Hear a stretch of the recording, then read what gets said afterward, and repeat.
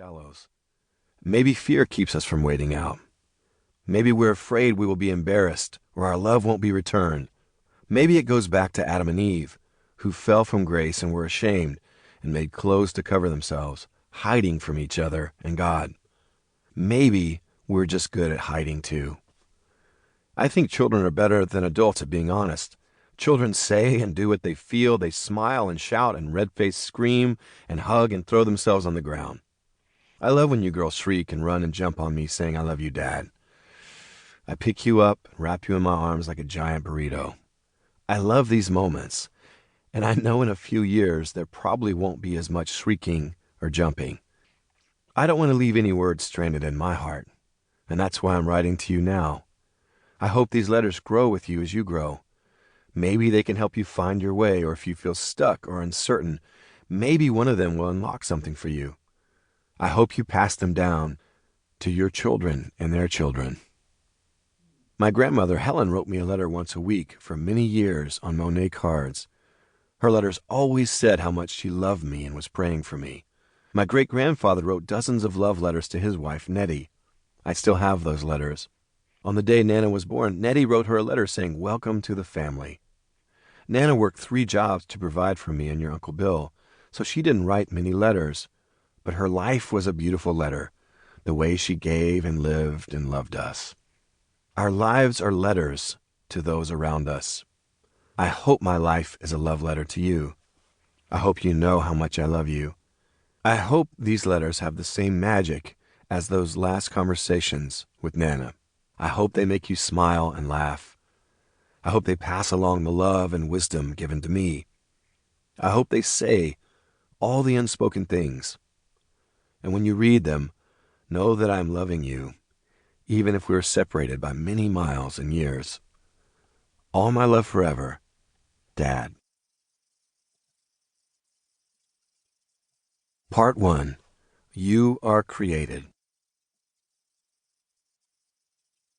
Chapter 1. Created. February 10th, 2020. Dear Rosie, Doss, and Evangeline, I remember the nights you girls came into the world. Rosie, you had raven black hair and compassion on your brow, bright and full of spirit and movement. You still like to move. Doss, you came next, flapping your arms and crying softly. Your cries sounded just like a little bird singing. You still like to sing. Eva, you came along a few years later, full of stardust, smiles, and shiny goodness. You still like to shine. 3 immortal souls, leaving your homes in the womb and entering the world, drawing your first tender breaths. I remember watching your tiny chests rise and fall, listening to you breathe. Holding you for the first time felt beautiful and magical. My hands were filled with the radiant treasure of you, and I was stunned by glory. Since then, I've loved watching the 3 of you grow, singing Amazing Grace as you fall asleep on my forearm, watching you crawl and take your first wobbly steps, telling bedtime stories with you as the main characters, pushing you on the tree swing, pulling you in the wagon, celebrating your first bike rides in the church parking lot, first back handsprings, first basketball and soccer goals, receiving your artwork from school. To Dad. Love, Rosie, Doss, Eva. Nothing prepared me for the love and joy I found in you. Nothing. But long before I loved you, long before I knew your faces, before you were born, before the earth was made, before the oceans rolled and the sun blazed in the sky and any star was spoken into existence, God knew you and loved you. This reminds me of a song, Psalm 139. You created my inmost being.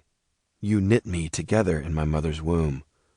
My frame was not hidden from you when I was made in the secret place, when I was woven together in the depths of the earth. Your eyes saw my unformed body.